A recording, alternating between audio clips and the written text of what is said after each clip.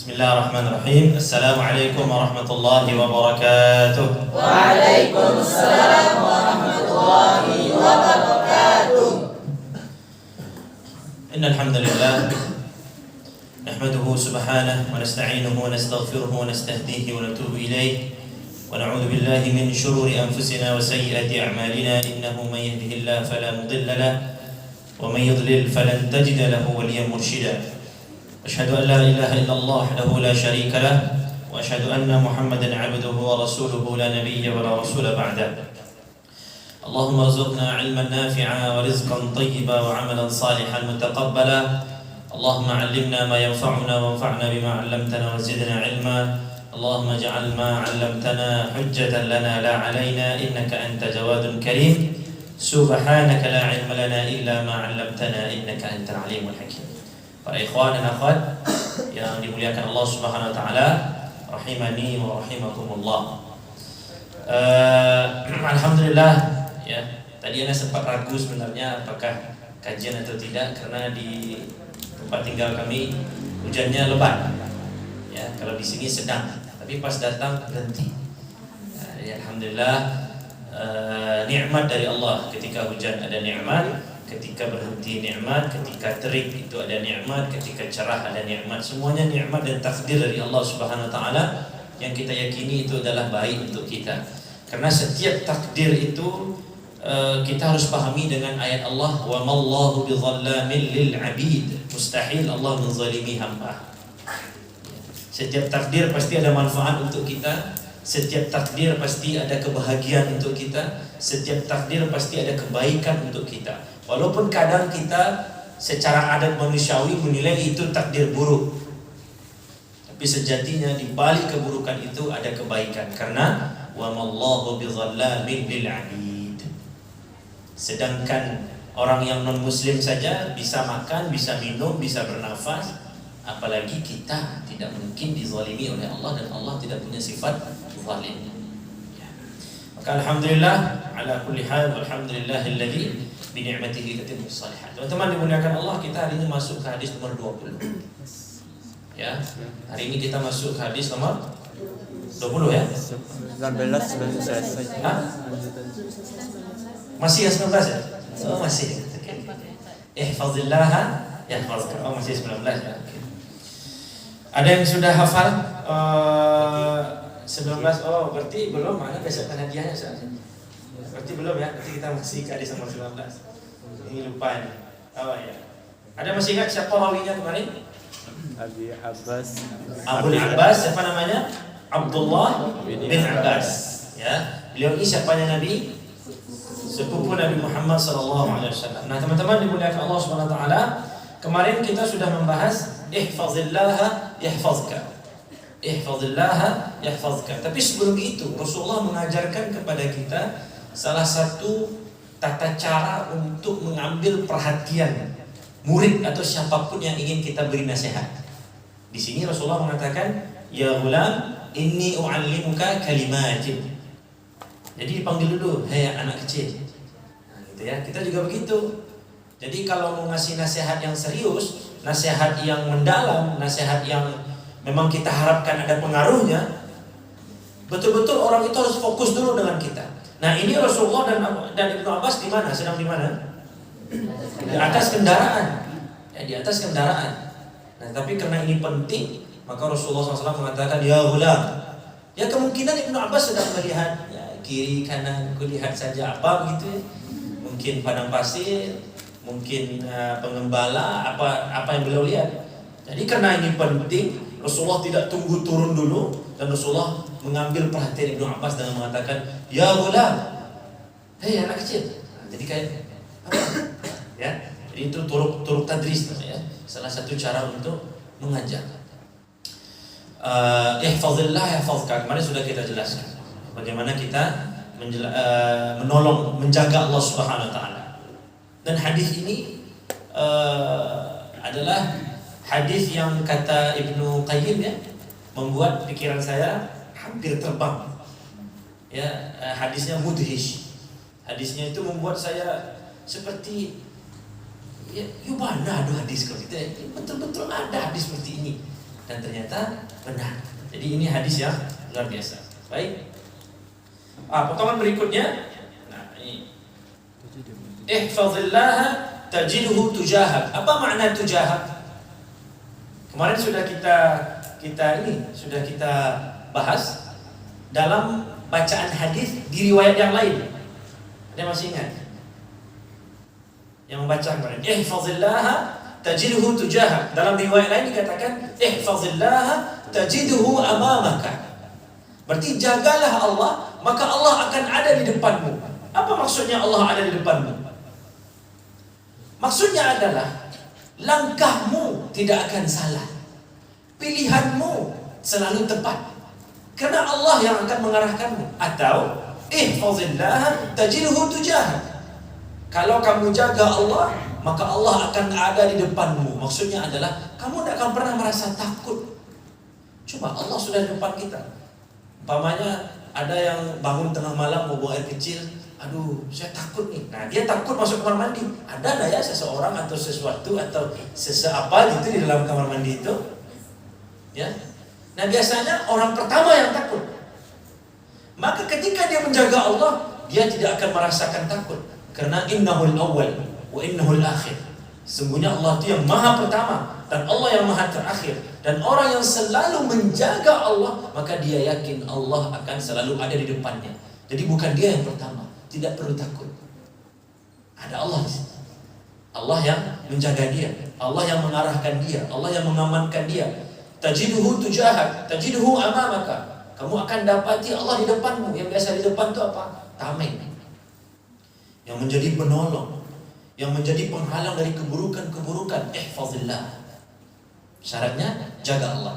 Teman-teman lihat itu mobil-mobil adventure itu biasanya di depannya dikasih apa istilahnya itu tadi, grill ya atau apa gitu di depan itu supaya tidak ini, ya taruh itu supaya tidak ini ya, supaya kalau terbentur aman. Di mana ditaruh? Di depan. Besi apa macam-macam lah, nggak ada anak taruh di situ. Ya, besi atau macam-macam lah, grill. Kalau yang keren itu biasanya mobil bagus tuh. Tapi biasanya itu memang menjadi perhatian orang, menjadi nilai plus bagi orang. Sebab kalau kena apa-apa, nah dia dulu yang kena. Belum mobilnya, pelindung. Ihfazillaha tajiduhu tujahak, ihfazillaha tajiduhu amama. Kalau kamu menjaga hak-hak Allah, kita jaga kewajiban kita kepada Allah, maka Allah adalah zat yang paling sempurna memberikan hak kita. Ketika kita jaga Allah, Allah akan jadi pelindung kita. Maka tidak akan ada rasa takut. Kamu dipanggil dekan, santai aja. Apapun masalahnya, mau itu positif, mau itu negatif, biasanya kan orang gitu. Kamu dipanggil atasan gitu, dia saya buat salah apa lagi ya? Khawatir. Kamu dipanggil kepala sekolah, saya buat salah apa lagi? Kamu dipanggil bos, dipanggil HRD. Nanti kamu ujian kamu yang pertama ya, dia tidak akan takut. Karena ihfazillah tajiduhu tujahak. Atau kamu yang terakhir ya, dia tidak akan takut karena bukan dia yang paling terakhir. Innahul akhir. Kan Asmaul Husna salah satunya adalah akhir. Itu maksudnya. Jadi dia tidak pernah merasa takut saat dia menjaga Allah Subhanahu wa taala. Nah, orang-orang yang dikit-dikit takut, sedikit-dikit ragu, sering takut, tidak jadi ngambil keputusan. Contoh sederhana ya, banyak teman-teman kami itu adik-adik kelas itu yang belum jadi zuaj, belum jadi juga nikah. Kenapa? Takut. Apa yang ditakutkan? Berarti selama ini hubungannya dengan Allah tidak baik-baik. Berarti dia tidak menjaga Allah, maka dia khawatir dengan dirinya. Padahal kalau dia menjaga Allah, tajiduhu tujahak. Kuncinya cuma satu, ihfazillah. Ketika Allah menyuruh kita untuk membaca Al-Quran, maka kita baca, berarti kita sudah menjaga Allah. Kemarin amar ma'ruf nahi mungkar, kita sudah menjaga Allah. Saat Allah suruh kita berinfak, kita sudah menjaga Allah. Ketika Allah mengatakan waqulu linnasi husna, berkatalah yang baik-baik saja kepada orang, jangan berkata kotor, jangan berkata kasar, jangan ribah, jangan namimah, jangan adu domba. Berarti kita sudah menjaga Allah, maka tajiduhu tujahak. Jangan takut. Memang kemarin kita sudah katakan ya bahwa yang paling penting itu kan hablum minallah dan hablum minan nas. Tapi yang utama adalah hablum minallah, baru setelah itu hablum minannas.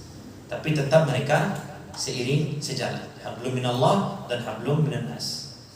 Tapi yang paling utama hablum minallah. Karena kadang ada manusia yang betul-betul Allah takdirkan tidak suka sama kita. Kita sudah berusaha menjaga hubungan baik dengan dia, kita jaga hak-hak dia, kita tidak rampas hak dia, kita jaga kenyamanan saat dia bersama kita jaga ketenangan saat dia jadi tetangga kita kasih hadiah, kita kasih macam-macam, tapi dia tetap tidak suka sama kita. Ya, ada. Subhanallah. Ya, sabar.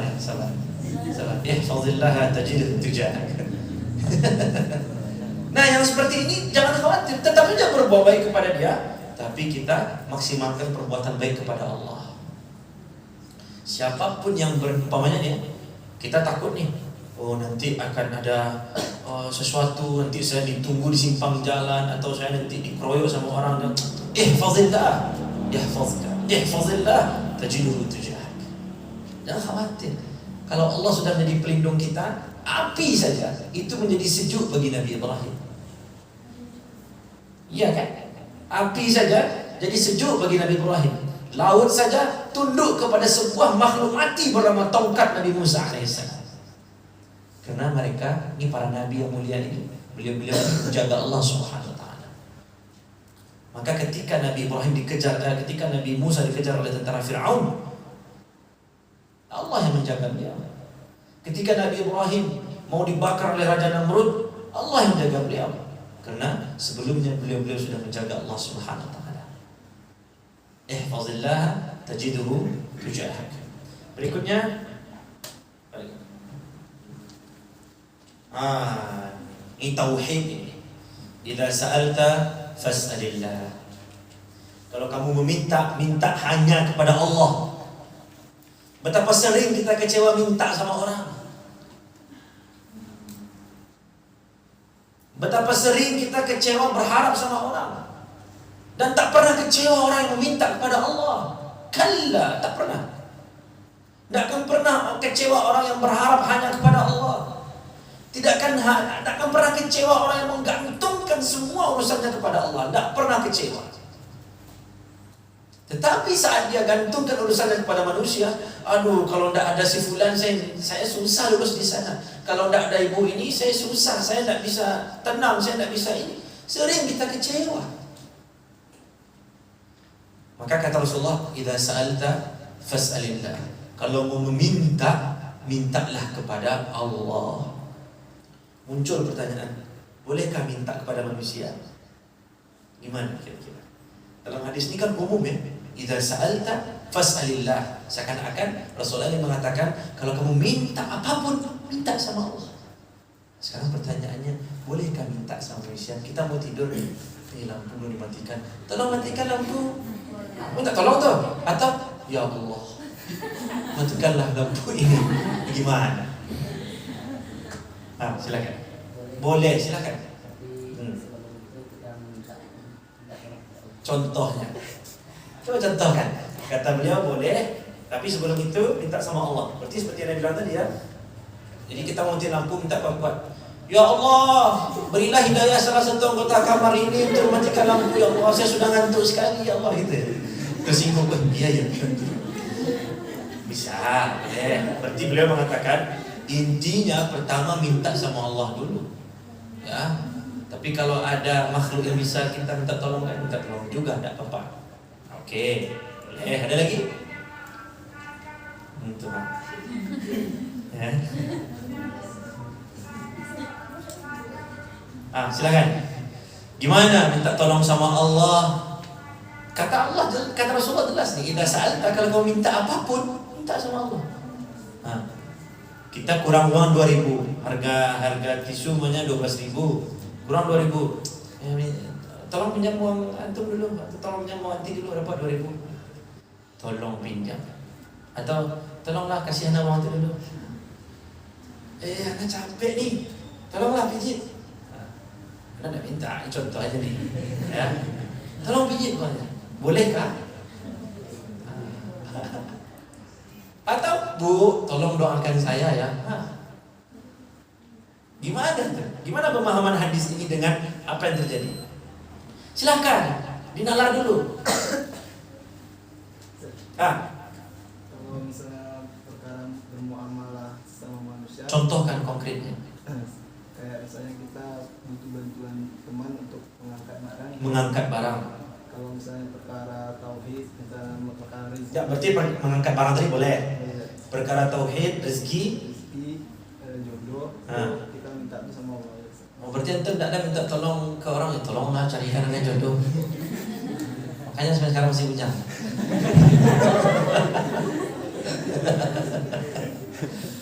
Boleh. Artinya ada bab-babnya, ada wilayah-wilayahnya. Sudah hampir dekat nih. Ya akhwat, silakan utarakan pendapatnya. Kita ini majelis ilmu. Insyaallah niatnya benar semua di sini ya. Mencampur ikhwan dan akhwat. Tidak pelacak sebenarnya. Walaupun satu ruangan gitu. Silakan. Ya ikhwan ada lagi silakan. Gimana itu? Sudah hampir-hampir benar kan? Kita boleh minta tolong ke teman kita asalkan tidak meyakini bahwa teman kita tuh mampu untuk membantu kita. Gimana anda minta tolong? Misalnya Anda paham maksudnya? Artinya dia tidak akan bisa menolong kita kecuali takdir Allah juga. Itu maksudnya kan? Atau kita meyakini dia tidak mampu nolong, apa pun nanti bisa tolong. Tolong angkatkan barang anda. Barang itu beratnya 70 kilo. dalam segala hal gitu. Contohkan konkretnya. Membantu tugas sekolah. Oke. Kita minta dia untuk membantu sampai selesai gitu. Dan dari nomor 1 sampai selesai kita minta tolong ke dia. Itu tentunya mungkin dia nggak bisa gitu. Oh gitu. Jadi tergantung keyakinan kita. Ya. Boleh. Akhwat ada lagi. Ini masalah tauhid ini, kita semuanya minta tolong. Siapa yang di sini enggak pernah minta tolong? Coba katakan. Enggak ada kan? Anak baru tadi pagi minta tolong sama istri. Sudah, teman buka jeruk. Jeruk yang bukan. Enggak usah panas pula. Itu mencontoh kan? Itu hanya contoh. Gimana kira-kira? Boleh, gimana boleh? Coba jelaskan. Pada manusia itu boleh, tapi jangan sampai ketergantungan terhadap. Bagus. Oke. Kok ada satu orang tidak ada satu pun?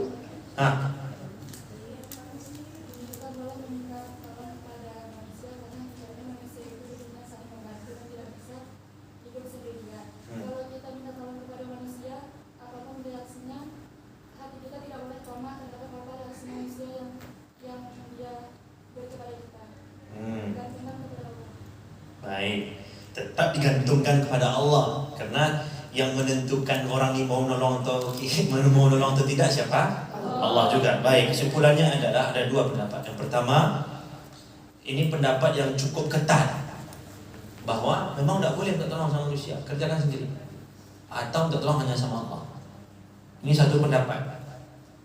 Ya, satu pendapat. Ada pendapat kedua mengatakan bahwa kita tidak boleh minta tolong kepada makhluk untuk sesuatu yang hanya Allah yang mampu. Zaki, tolonglah terbitkan matahari di barat. Bisa? Tidak bisa. Hanya Allah yang mampu. Tolong sembuhkan saya dokter. Innahu syafi. Yang menyembuhkan Allah. Paham?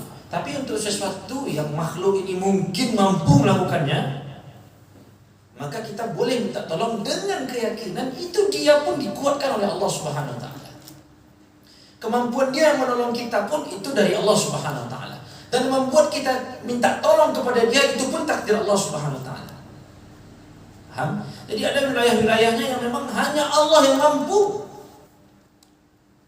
Maka jangan minta tolong. Ya, umpamanya tolong bantu cerdaskan anak saya, tidak bisa. Hanya Allah yang mencerdaskan. Tolong bantu sembuhkan, hanya Allah. Ya, wa idza maridtu fa huwa yashfi. Hanya Allah yang menyembuhkan, hanya Allah. Tapi kalau tolong beri obat dokter, obat itu sebab. Ada orang yang minum obat sembuh, ada yang minum obat meninggal. Itu semua takdir Allah. Nah, kalau minta obat, minta tolong dong resepkan obat, ya itu kepada manusia. Karena Allah berikan kudrah, kemampuan kepada manusia untuk melakukan itu. Maka kita pergi minta tolong pada orang yang mampu. Ya pokoknya ada yang kuliahnya di sini di FIK, antum di FIK, antum di otomotif. Dari mana kuliahnya? Belum kuliah. Antum? UIN, hukum ya. Syariah, hukum Islam. Kita bertanya itu kan minta tolong kasih jawaban juga. Pokoknya qadarullah sama Allah membelanya tiba-tiba ada kerusakan yang telepon Adi, tolong dong kasih tahu nih gimana nih atau tolong ke sini. Karena Anda tidak mampu. Dan Allah yang ngasih kemampuan pada Adi dan Anda yakin ketika Adi menolong itu juga adalah takdir dari Allah. Maka untuk hal-hal yang hanya Allah saja mampu, syirik kita minta tolong kepada makhluk. Tapi kalau makhluk itu mampu dan kita tidak mampu, mubah hukumnya minta tolong. Tapi pada hal-hal yang wajib minta tolong. Tolong dong arahkan mana kiblat nih. Nah, kita mau sholat. Yang orang sini Anda tidak tahu sekarang kalau Anda mau sholat, wajib bagi Anda untuk bertanya mana kiblat. Minta tolong, tunjukkan arah. Cuma pendapat pertama tadi juga ada yang mengatakan tidak boleh. Karena Rasulullah sendiri mengatakan wa idza sa'alta fas'alillah, minta tolong hanya kepada Allah. Nah, ini luar biasa tauhid. Jadi memang sebagian orang ada yang memakai pemahaman nomor satu ini. Jadi dia ketika susah, ketika apa, dia hanya minta tolong sama Allah dengan catatan ihfazillah yahfazka. Ini sholat jarang, baca Quran tidak pernah, ke tetangganya sering jahat, diundang tidak pernah datang, tiba-tiba ada masalah dia bilang ihfazillah yahfazka. Apa itu? Ya, nah, jadi ingat, dia ada sebab, ada akibat. Sebagaimana ada aksi, ada reaksi. Itu kata Syekh tadi. Ya, baik. Ihfazillaha tajiduhu tujahak wa idza sa'alta fas'alillah. Termasuk wa idza ista'anta fasta'in billah. Ini yang pernah tegur dulu. Siapa di sini yang anak-anak FSLDK? Ada? Ada ya? Anak-anak kampus. Dulu itu Anda tidak tahu apakah orang pertama Anda rasa. Tapi kayaknya yang cukup getol mungkin Anda termasuk di Padang ini ya, bukan di Indonesia. Selalu kalau ada terpilih ketua baru, barakallahu wa inna lillah. Ya, dulu seperti itu tuh. Terpilih gubernur BEM umpamanya, atau terpilih ketua FSLDK baru, atau terpilih presiden BEM, barakallahu wa inna lillah. Ini ucapan yang salah. Kenapa salah coba? Ya kan, antum tahu kan? Jadi anak waktu itu negur teman-teman di Yunan. Akhirnya sekarang ditambah atau diganti dengan barakallah wa bi'aunillah. Kenapa? Kenapa Anda bilang salah? Tidak tepat. Innalillah itu untuk apa? Musibah. Apakah menjadi pemimpin itu musibah? Itu bukan musibah, tapi fitnah. Bedakan antara fitnatun dengan musibatun. Beda. Fitnah itu artinya ujian, cobaan. Kalau musibah ya musibah. Wa basyiris sabirin. Wa basyiris sabirin alladhina idza asabatuhum musibatun qalu inna lillahi wa inna ilaihi raji'un. Ini musibah. Jadi pemimpin itu tidak musibah, fitnah. Maka jangan innalillah. Tidak ada sahabat ketika Abu Bakar menjadi khalifah barakallahu wa innalillah. Tidak ada. Abu Bakar pun mengatakan, iya, beliau berpidato, tidak ada dia bilang innalillahi wa inna ilaihi raji'un. Tidak ada. Beliau hanya bilang, saya berdiri di hadapan kalian bukan berarti saya terbaik. Kalau saya baik maka tolong dan dukunglah. Kalau saya salah, ada pidato yang terkenal tuh. Pidato Abu Bakar, cari di internet. Pidato Abu Bakar saat dibaiat menjadi khalifah, itu luar biasa pidato beliau. Dan cari pidato siapa ya? Tariq bin Ziyad ya? Ya, yang membakar kapalnya. Coba cari pidato-pidato yang membakar semangat. Cuma bilogatil Arabiyah. Tapi kabarnya sini udah buka kelas Arab ya? Atau untuk umum itu ya? Ana baca di statusnya Ustaz Rafi, ada Rafi maksud. Ada. Allah alam, seafdal itu. Jadi pidato-pidato yang luar biasa. Jadi tidak ada innalillah. Tapi kalau mau pakai bi'aunillah cocok. Jadi barakallah, semoga Allah memberkahi dan semoga Allah membantumu. Bi'aunillah itu kan maksudnya membantumu. Iyyaka na'budu wa iyyaka nasta'in. Itu asal katanya a'ana yu'inu. Ya, a'ana yu'inu, i'anatan. Ista'ana yasta'inu. Maksudnya lagi itu. Kalau ini wa idza sta'anta, teman-teman, bahasa Arab itu ada asal kata dan ada tambahan kata. Artinya huruf yang menambah kata tersebut. Nah, kalau tambahannya alif, sin, dan ta, itu artinya meminta. Contoh, istighfar, apa artinya? Meminta ampun. Apa asal katanya? Ghafara. Ghafara. Itu asal kata, 3 huruf cuma. Ghafara. Tapi tambah alif, sin, dan ta. Istaghfara. Artinya meminta ghafur, meminta ghafur tadi, meminta ampun. Ya kan? Sama kayak itu tadi. A'ana yu'inu ditambah alif sin ta. Asta'inu, iyyaka na'budu wa iyyaka nasta'in. Karena dia kami kan pakai nun ya. Nasta'in. Itu tambahan, jadi minta tolong. Ya. Apa bahasa Arabnya bertanya? Sa'ala. Tujuan dari sa'ala itu kan minta pemahaman ya. Minta pemahaman. Kalimat-kalimat tanya dalam bahasa Arab itu disebut al-istifham. Istifham itu maksudnya adalah meminta paham. Asal katanya fahima. Fahima. Lalu ditambah hurufnya alif, sin, dan ta. Istafhama. Nanti sama Ustaz Rafi lah kalau iya. Beliau pakar, serius, beliau pakar dan tulis buku. Kalau ada beliau dan Anda tidak berani ngomong kaidah, ya, karena ada 3 hal yang selalu membuat kita grogi. Yang pertama, basilis di buku Pandeka, yang tidak orang Minang, maklumi aja. Yang kedua, berbicara di depan guru. Yang ketiga, makan di muka mintu. Tidak usah panas, kayak tadi aja, dingin aja ya. Ya dia, oke. Jadi teman-teman dimuliakan Allah Subhanahu wa taala, sama dengan wa idza sa'alta fas'alillah, sama dengan wa idza sta'anta fasta'in billah. Kalau kita meminta, baik itu meminta sesuatu atau meminta tolong, itu boleh kepada makhluk dengan catatan makhluk itu pun betul-betul dimampukan oleh Allah untuk melakukan itu. Tetapi kalau hanya Allah yang mampu, syirik kita minta kepada makhluk. Ada orang yang minta sembuh kepada makhluk, ada. Bahkan minta sembuh kepada makhluk yang ada dalam kuburan. Ini disebut kuburiyun. Ya, ada dalam literatur tauhid, akidah, orang-orang yang nyaris seperti menyembah kuburan. Kenapa? Karena mereka meminta kepada kuburan. Awalnya adalah mereka jadikan orang-orang dalam kuburan itu sebagai wasilah perantara antara mereka dan Allah. Itu awalnya.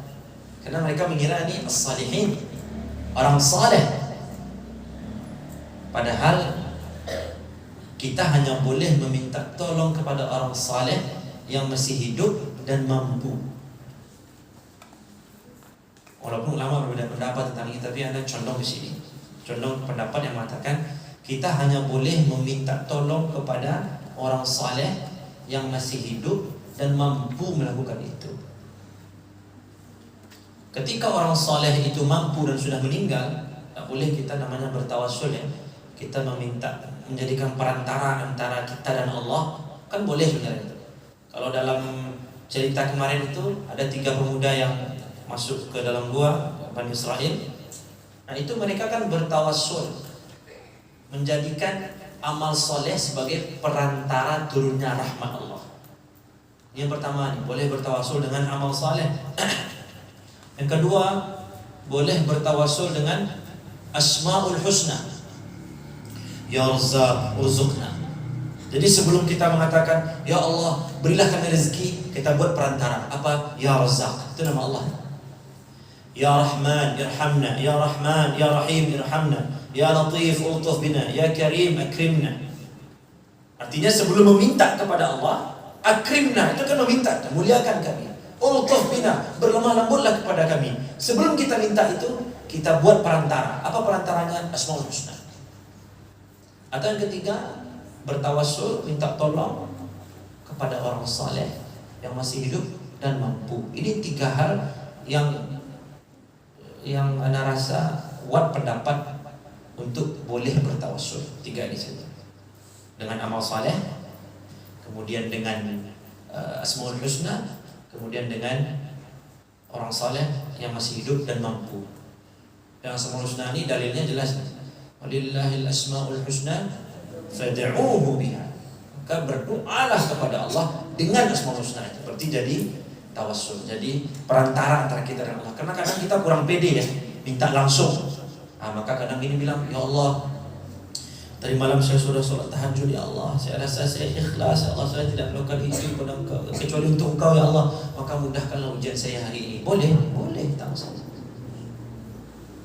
Itu namanya jual beli dengan Allah dalam tanda kutip ya. Jual beli dengan Allah, tidak masalah. Kalau kita ya, ini biasanya bagi orang yang sudah terdesak sekali. Dia baru pulang dari Medan sampai ke Padang untuk wawancara, tidak sempat apa-apa, baju pun tidak sempat disetrika atau gimana, ya Allah. Semalam saya sudah mijit bapak saya, ya Allah, karena itu saya agak terlambat naik bis, ya Allah. Tapi saya lakukan itu untuk Engkau, ya Allah, dalam rangka birrul lidain, ya Allah. Ridhoilah ya Allah dan mudahkanlah wawancara saya. Boleh, tak masalah. Yang agak dimakruhkan itu nazar, sering-sering bernazar, itu baru itu. Allah, kalau saya lulus, saya baru ini. Kan pelit namanya.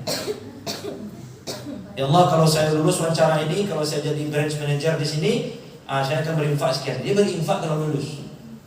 Tapi kalau itu sudah tersampaikan, wajib dipenuhi. Yufuna bin nadri. Itu dalam surat Al-Insan.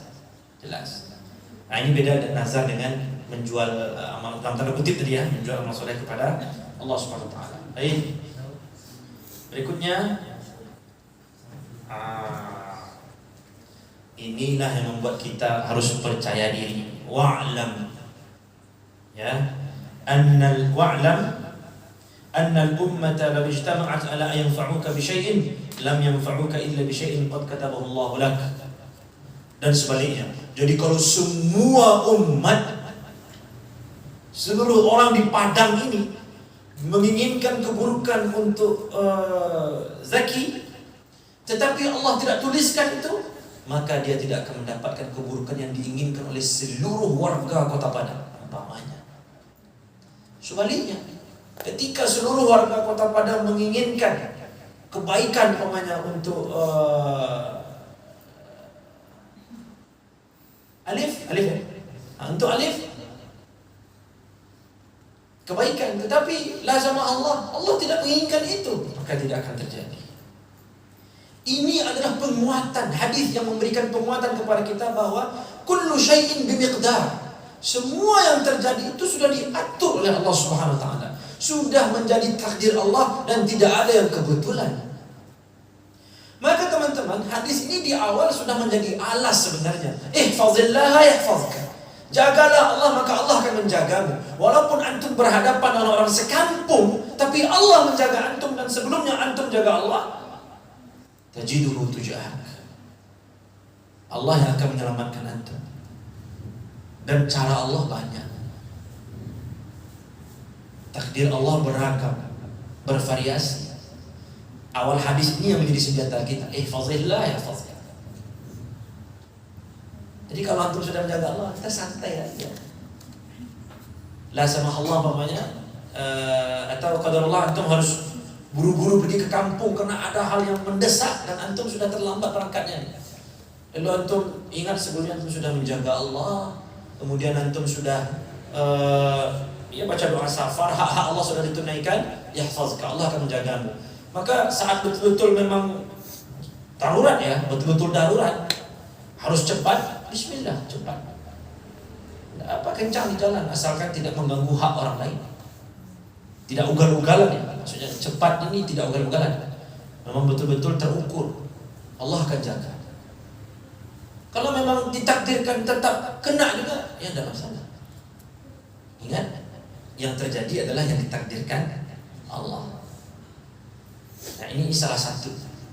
Ketika kita sudah menjaga Allah, hak Allah sudah kita penuhi, mau ujian skripsi, mau revisi, mau ketemu sama pembimbing yang killer, mau ketemu sama dekan, dipanggil rektor, dipanggil dosen pembimbing, Anda tidak khawatir. Seminar proposal, mau sidang sidang skripsi, semhas lah namanya, dengan hasil apalah, kompre lah namanya, di WIN kompre namanya, munakasyah lah, kompre itu ujian praktek ya. Munakasyahnya ini semua dia tidak takut. Kenapa? Sebelumnya saya sudah menjaga hak Allah, maka saya yakin Allah akan menjaga hak saya. Salah satu cara menjaga hak Allah adalah dengan kita memaksimalkan asbab-asbab atau hal-hal yang akan membuat kita sukses. Itu salah satu cara menjaga Allah. Contohnya kalau ujian, antum jangan takut gagal ujian ketika antum sudah menjaga hak Allah. Yang salah satunya adalah belajar sebelum ujian. Paham ya? Untuk melakukan asbab itu juga salah satu cara menjaga hak Allah. Maka jangan takut. Jangan takut orang membenci kita. Tidak masalah orang sedunia membenci kita, tidak masalah. Yang berlaku tetap takdir Allah. Dan jangan merasa hebat, jangan merasa kuat saat sedunia orang manusia di dunia ini mencintai kita. Tetap yang berlaku takdir Allah. Intinya adalah gapai cinta Allah, gapai ridha Allah. Makanya di dalam sebuah pepatah dikatakan, Allahu a'lam apakah ini pepatah Ali bin Abi Thalib atau tidak, ghayatun nas la tudrak. Ya. Ridwan nas ghayatun la tudrak, itu dia. Ridwan nas ghayatun la tudrak. Kepuasan manusia adalah tujuan yang tidak akan pernah kita capai. Contoh sekarang mungkin gaya mengajar anak sekarang disenangi oleh 1, 2, 3 orang, ternyata puluhan tidak suka. Ya memang begitu. Kita tidak bisa orang suka sama kita semua. Hatta Nabi Muhammad sallallahu alaihi wasallam rahmatan lil alamin, ada juga yang tak suka sama beliau. Tetapi karena yang dituju adalah ridha Allah, carilah ridha Allah. Karena ridha nas ghayatun la tudrak. Mustahil. Ustaz, aku udah baik Ustaz, tapi kok orang benci juga sama anak. Yang kita cari bukan ridha dia. Makanya dalam Al-Quran Allah mengatakan, la nuridu minkum jazaa'an wala syukura. Dia mau berterima kasih, mau tidak peduli. Yang penting Allah ridha. Yang penting sesuai dengan apa yang Allah inginkan, sesuai dengan ajaran Allah. Antum suka, ya berarti sama dengan ridha Allah. Antum tak suka, tidak masalah. Yang penting Allah bagi anda. Ini memang agak susah. Apalagi kita ada kebutuhan dan ketergantungan kuat dengan seseorang, itu susah. Dan Imam Asy-Syafi'i pernah mengatakan bahwa nasihat yang paling susah adalah saat ingin diberikan kepada orang yang kita bergantung padanya. Makanya kadang orang bertanya, Ustaz, gimana cara menasihati ayah kita, ibu kita? Kenapa bertanya? Iya, takut-takut salah, nanti tidak dibayarkan SPP kuliah, tidak dikirim lagi bulanan, dan seterusnya. Kenapa? Karena kita masih bergantung kepada ibu dan ayah kita. Atau umpamanya ada orang kaya ngasih beasiswa kepada anak mungkin, lalu orang kaya tersebut melakukan kesalahan, anak akan bimbang untuk menasihati dia. Itu kata Imam Syafi'i, itu nasihat terberat, beri nasihat kepada makhluk atau orang yang kita bergantung kepadanya. Jadi teman-teman dimuliakan Allah Subhanahu wa taala, jangan takut ketika kita menjaga hak Allah. Jadi mau aman di dunia ini, mau nyaman di dunia ini, mau jadi orang paling berani di dunia ini, jagalah hak Allah.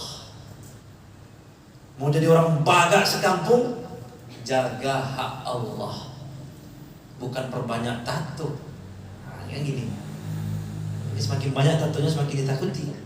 Padahal dia semakin jauh dari Allah. Itu hatinya rapuh dan lemah. Memang suaranya garang, tampangnya mengerikan, tapi hatinya rapuh dan lemah. Pikirannya tak fokus, karena dia tidak pernah menjaga Allah. Maka mustahil Allah akan menjaga dia. Mustahil Allah akan memberikan kekuatan sejati kepadanya. Jadi kalau mau jadi orang paling pintar di kampus, mau jadi orang yang paling dicintai di kampus, mau jadi orang yang paling teladan di kampus, fadillah, jaga Allah, utamakan hak Allah. Maka Allah sebaik-baik zat yang memberikan hak kepada kita.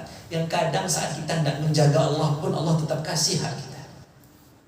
Bernafas, makan, minum, merasakan asinnya garam, itu kan hak kita itu. Merasakan manisnya gula, itu hak kita. Merasakan pahitnya kopi, itu hak kita. Kadang seseorang na'udzubillah berzina di malam hari, pagi hari dia masih enak merasakan manisnya kopi. Allah tetap kasih. Apalagi kalau kita serius menjaga hak Allah. Ingat, ini adalah pesan Nabi yang diberikan kepada seorang anak yang waktu itu usia beliau baru 10 atau 9 tahun saja. Berarti ini masalah tauhid yang harus ditanamkan kepada anak-anak didik. Jadi nanti teman-teman, ada yakin nih, ada dari guru, apapun mata pelajarannya, apapun subjeknya, pastikan ada nilai-nilai tauhid yang kita masukkan. Ini sudah diajarkan oleh Rasulullah SAW. Jadi nilai tauhid itu tidak menunggu besar dulu, tidak menunggu masuk bisa dulu. Nah, dari kecil diajarkan. Kalau ada yang punya keponakan usia-usia 10 tahun, 12 tahun sudah mengerti apa omongan kita, silakan. Sudah mumayyiz, kamu mumayyiz kan? Yumayyizu bainal haqqi wal batil. Dia sudah bisa membedakan mana yang baik, mana yang buruk, mana yang salah, mana yang benar, mana yang ngasih mudarat, mana yang tidak. Itu sudah mumayyiz, ajarkan dia. Jaga Allah, maka Allah akan menjaga. Jadi ketika dia makan pakai tangan kanan, berarti dia sudah menjaga hak Allah. Katakan, insya Allah makan dia jadi berkah. Dia mulai makan dengan basmalah, berarti dia sudah menjaga hak Allah, maka Allah akan menjaga dia dari keracunan dan seterusnya. Dia baca Bismillahirrahmanirrahim la yadurru ma'asmihi syai'un fil ardi wala fis sama' wa huwa samiul alim. Ini dibaca kalau kita ragu makanan ini aman enggak ya? Atau sehat enggak ya? Bukan berarti sudah basi dibacakan itu rezeki. Dan mie sudah basi kan Bismillahirrahmanirrahim. Enggak ya. Tapi ini kadang ada masanya kita pergi ke suatu daerah, lalu kita lapar sekali. Dan daerah itu terkenal dengan ilmu hitamnya, racunnya atau apanya gitu kan. Santetnya, sulap merahnya dan seterusnya. Mungkin saat antum harus makan itu, minta tolong kepada Allah. Wa idza sta'anta fasta'in billah. Bismillahirrahmanirrahim. La yadurru ma'asmihi syai'un fil ardi wala fis sama' wa huwa samiul alim. Nah, kita tunaikan hak Allah, maka Allah akan tunaikan hak kita, dan Allah sebaik-baik memberi hak. Macam-macam. Jadi mulai dari kecil, ajarkan saudari-saudari kita, saudara-saudara kita, anak yang punya anak, ajarkan anaknya, ponakan ajar ponakannya, dan seterusnya. Nah teman-teman dimuliakan Allah SWT, hadis ini sudah hampir berakhir.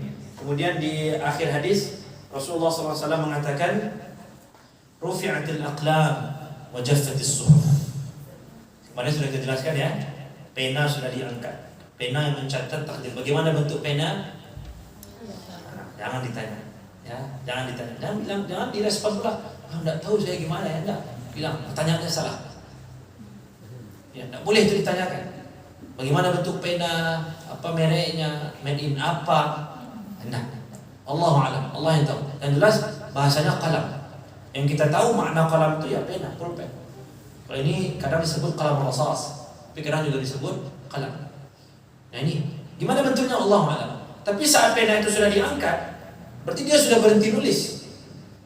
Dan saat tinta sudah kering, tidak bisa lagi dihapus. Artinya apa? Semua sudah ditakdirkan Allah, maka jangan takut. Masalah rezeki sudah ada takdirnya sama Allah. Masalah jodoh sudah ada takdirnya sama Allah. Masalah anak, masalah keluarga, masalah tetangga, masalah akademik, masalah karir, jabatan, semua sudah ditakdirkan Allah. Maka jangan takut. Jadi hadis ini sebenarnya menyuruh kita untuk beranilah jadi seorang muslim, dengan catatan keberanian dengan menjaga hak Allah dulu. Ihfazillah yahfazka. Ini hadisnya azim. Memang luar biasa hadisnya.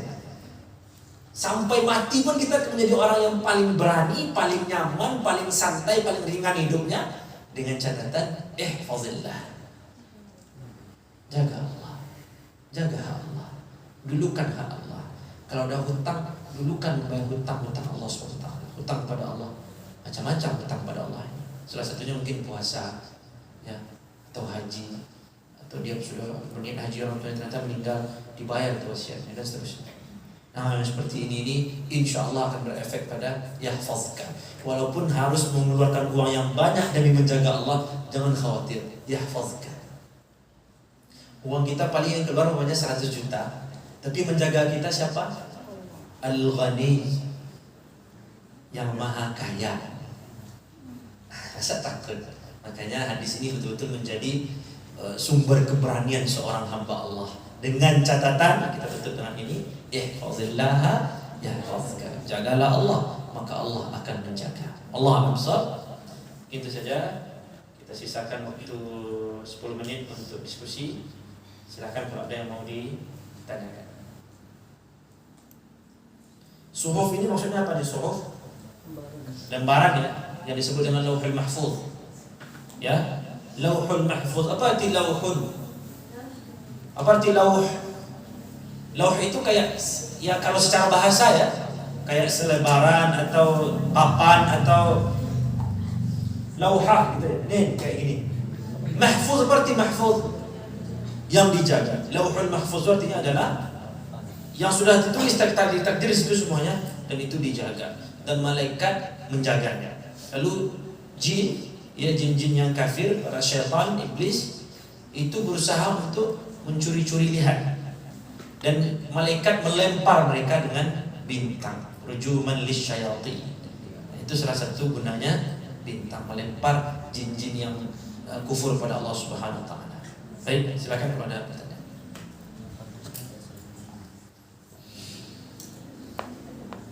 Ya, silakan. Waalaikumsalam. Kenalkan nama Nadalia dan Nada. Anda ingin bertanya tentang bertawasul tadi, Ustaz? Iya. Ada beberapa yang kalau dibilang tadi bertawasul terhadap orang meninggal nggak boleh. Cuman ada beberapa orang yang ketika berdoa dia bertawasulnya menggunakan salawat gitu. Apakah itu termasuk tawasul yang dibolehkan atau gimana? Atau Salawat atau nama Nabi? salawat Allahumma shalli ala Muhammad wa ala alihi. Ya, kalau baik. Ada lagi pertanyaan lain? Tidak ya. Baik. Wallahu a'lam bishawab. Kalau yang beliau maksud adalah salawat di dalam doa, nah itu bahkan masyru', itu dituntut kata Rasulullah SAW. Semua doa kalian itu mahjub, ya, terhalang, tergantung doa kalian semuanya sampai kalian bersalawat kepada Nabi. Tapi kalau yang ada nyebut nama Nabi, contoh, Ya Rabbi bil Mustafa Baligh maqasidana. Apa artinya itu? Ya Rabbi, wahai Allah, bil Mustafa. Apa arti bil Mustafa? Siapa Mustafa itu? Nabi Muhammad SAW. Jadi Ya Rabbi bil Mustafa itu artinya Ya Allah, dengan Nabimu, Baligh maqasidana, sampaikanlah maksud dan tujuan kami. Itu bertawasul dengan Nabi yang sudah meninggal. Maka sebagian ulama membolehkan, sebagian menidakkan. Anak pribadi condong kepada tidak boleh. Tidak boleh. Dan itu tidak dilakukan oleh para sahabat. Yang seperti ini kita perlu contoh dari sahabat. Jangan kita termasuk orang-orang seperti zaman ini yang mengatakan step sahabat. Memang begitu. Memang harus dikit-dikit sahabat, karena ini ibadah. Ini cara kita berhubungan dengan Allah. Maka yang paling tahu adalah Allah, Rasulnya, dan para sahabat yang menyaksikan bagaimana Rasulullah SAW beribadah kepada Allah. Tapi kalau untuk urusan merek apa yang mau dibeli ini, nilai mineral aquakah, asrikah, itu terserah. Untuk urusan dunia, mau cat warna putih, terserah. Antum a'lamu bi umuri dunyakum, kata Rasulullah. Tapi untuk urusan ibadah, enggak.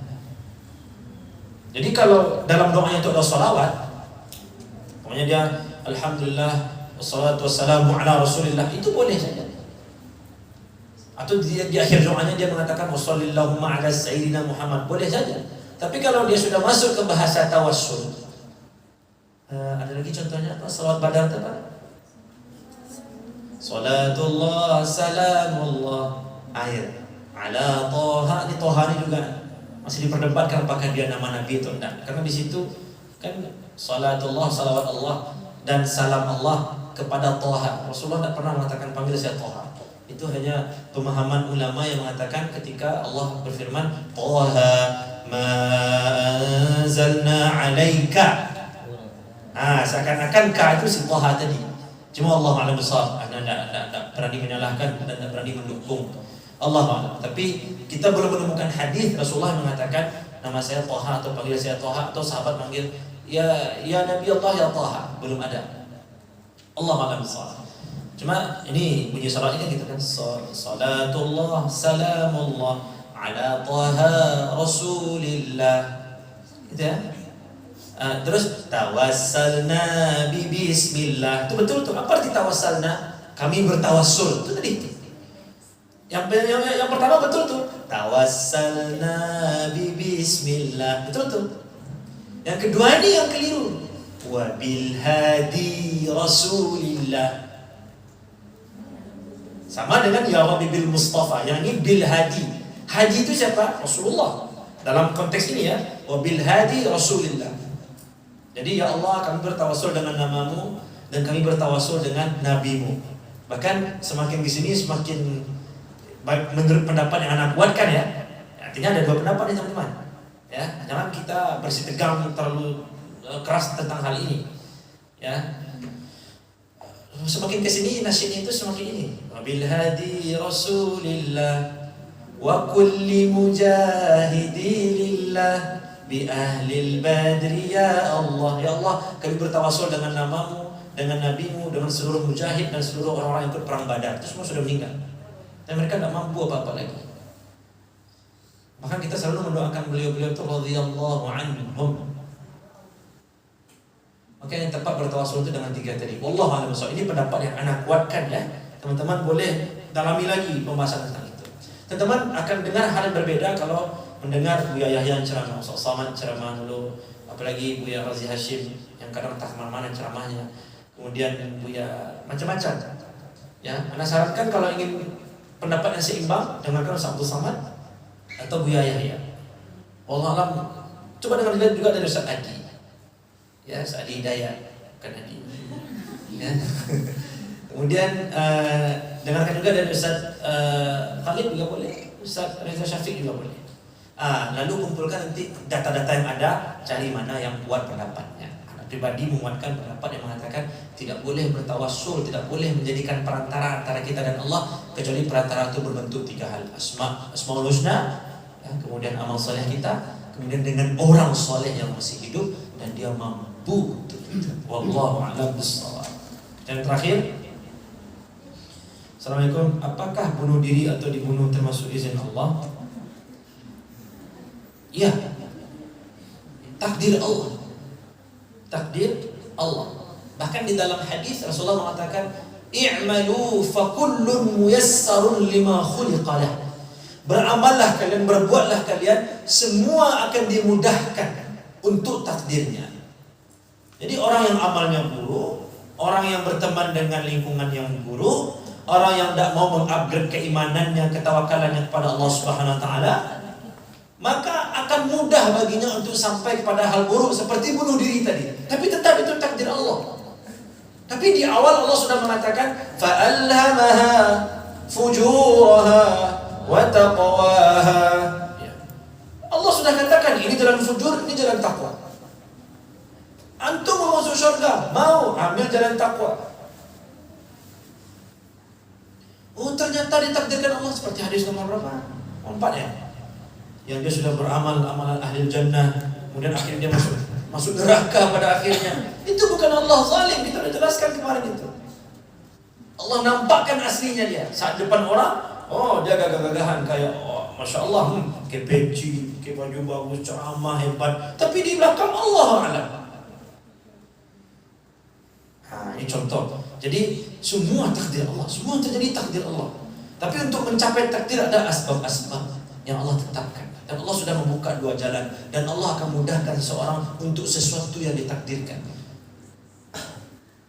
Jadi kalau kita rasanya kok mudah sekali ya bermaksiat, kok rasanya aman-aman saja yang bermaksiat, mungkin kita sudah salah memilih jalan. Allah mudahkan kita untuk takdir kita sendiri. Oh, ternyata setelah itu Allah mudahkan kita untuk taubat, Allah mudahkan kita untuk hijrah, Allah mudahkan kita untuk bertemu dengan orang-orang baik, Allah mudahkan kita untuk daftar di visa, beasiswa pula lagi tidak bayar. Allah ketemukan kita dengan orang yang semangat. Ini insya Allah takdir Allah. Tapi belum tentu juga. Jadi bertahanlah, makanya kita disuruh istiqamah. Jadi teman-teman dimuliakan Allah, untuk memahami takdir ini kadang rumit, tapi dari satu sisi sebenarnya tidak rumit. Ya, dari satu sisi dia rumit, tapi di sisi lain dia tidak rumit. Apalagi dibunuh. Ya, dibunuh itu juga takdir Allah. Itu juga takdir Allah Subhanahu wa taala. Semuanya takdir Allah, tapi ada fase-fase sebelum takdir besar itu terjadi.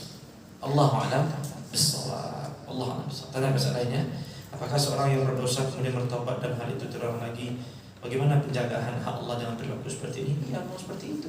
Cara menjaga Allah bagi orang yang hobi berdosa. Na'udzubillah. Bagi orang yang hobi bermaksiat, disuruh pindah dari sana, tidak mau pindah. Saya tobat aja lah, pindah, tidak mau pindah. Atau pindah ke tempat yang sama, dia jatuh ke dosa yang sama. Hak Allah untuk orang seperti ini adalah dia harus tobat terus, dan tobatnya harus nasuha.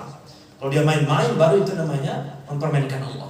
Tapi kalau dia udah tobat nasuha, dia udah menangis, dia udah menyesali perbuatan yang beristighfar pada Allah, bahkan dia wa atbi'is sayyi'atal hasanah tamhuha, dia kerjakan yang baik karena dia baru saja mengerjakan yang buruk, ternyata jatuh lagi di dosa yang sama, lalu dia kerjakan lagi, lalu dia menangis lagi, tidak apa-apa. Yang seperti ini yang Allah inginkan. Karena tidak ada manusia yang hanya tobat sekali lalu dia tak akan berdosa selama-lamanya lagi, tidak ada. Ya, yang Allah inginkan adalah seorang hamba yang sadar dia berdosa lalu dia bertobat sungguh-sungguh kepada Allah Subhanahu wa taala. Bahkan dalam hadis kan teman-teman, Rasulullah mengatakan kalau ada sebuah kaum yang tidak pernah berdosa, maka Allah akan lenyapkan kaum tersebut, lalu Allah ganti dengan kaum yang berdosa, lalu mereka minta ampun pada Allah. Karena Allah senang kalau ada yang tobat. Ya, Allah senang kalau ada yang tobat. Coba bayangkan, ya, la qadarullah, kalau seandainya orang Sitiba ini satu pun tak ada yang bermaksiat, satu pun tak ada yang lalai, satu pun tak ada yang malas untuk menunaikan hak Allah, maka Allah akan lenyapkan. Kenapa? Karena tak ada taubat dari Sitiba ini. Yang Allah mau taubat, Allah ganti dengan generasi yang mereka berbuat salah, mereka lalai, mereka bermaksiat, tapi mereka taubatan nasuha. Makanya Allah panggil bertobat itu orang beriman. Karena ciri-ciri orang yang masih ada iman dalam hatinya adalah ketika dia sadar dia berdosa, dia yatubu ilallah taubatan nasuha. Jadi tidak masalah, dengan catatan dia tidak merencanakan itu, merencanakan ulang dosa lagi. Ya Allah, saya tobat hari Senin nih, insya Allah Rabu saya ulang lagi. Ya Allah, Kamis dalam panjang umur saya mau tobat hari Kamis. Tidak bisa. Ya, berarti dia mempermainkan Allah Subhanahu wa ta'ala. Tapi kalau taubatnya sudah betul-betul taubat nasuha, sudah dia penuhi rukun-rukun taubat semuanya, lalu dia terjatuh lagi ke dosa yang lain atau dosa yang sama atau dosa yang lebih besar, itu tidak masalah. Bukan berarti taubat itu menjamin kita untuk tidak berdosa lagi. Dan saking sayangnya Allah kepada kita, coba lihat rukun taubat, ada tidak di situ syaratnya harus tidak boleh kembali lagi? Yang ada adalah tekad yang kuat untuk tidak kembali ke dosa itu. Itu ada syaratnya. Tapi tobat Anda tidak akan sah kalau Anda berbuat dosa lagi. Tidak ada. Yang ada adalah tobatlah, lalu kalau berbuat dosa lagi, taubat lagi. Berbuat dosa lagi, taubat lagi. Berbuat dosa lagi, taubat lagi. Innallaha yuhibbut tawwabin wa yuhibbul mutatahhirin. Allahu a'lam bis-shawab. Mungkin habis terakhir. Kan dalam bertawasul itu kan kita boleh dengan orang yang saleh yang masih hidup kan. Pertanyaan itu bagaimana kita menentukan bahwa orang itu saleh sedangkan manusia itu kan penuh dosa. Ya, itu saleh yang kita lihat secara zahir. Seorang yang namanya saleh belum tentu pula saleh. Ya.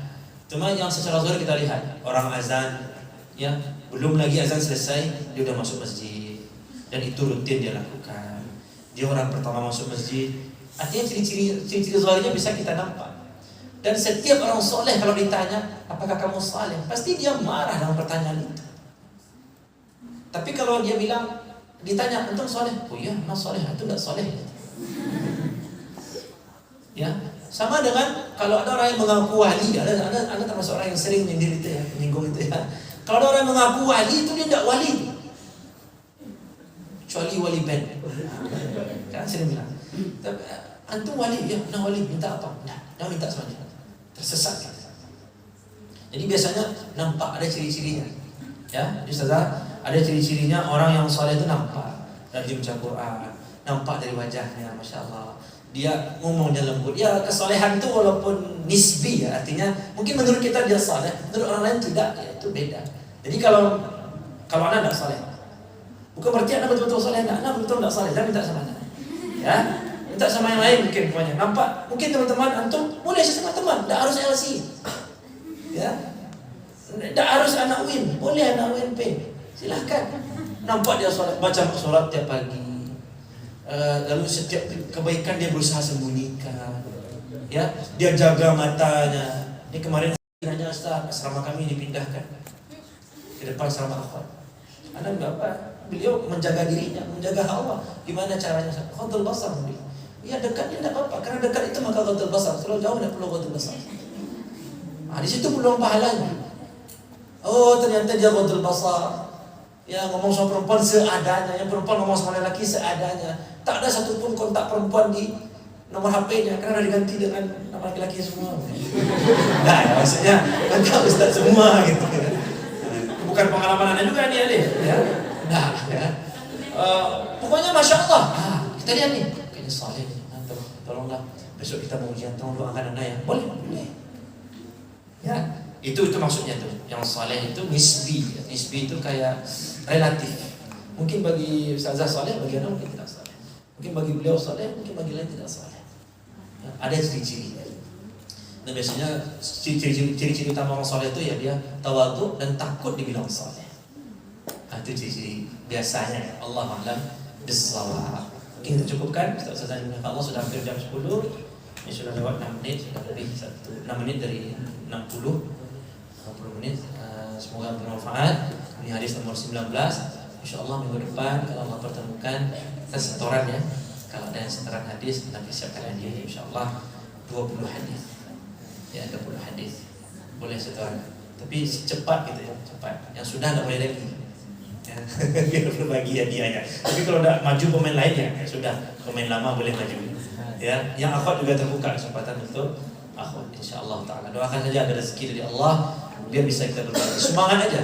Jadi teman-teman belajar makhrajul huruf, sini belajar tahsin, belajar tajwid, lalu menghafal Quran dan menghafal hadis.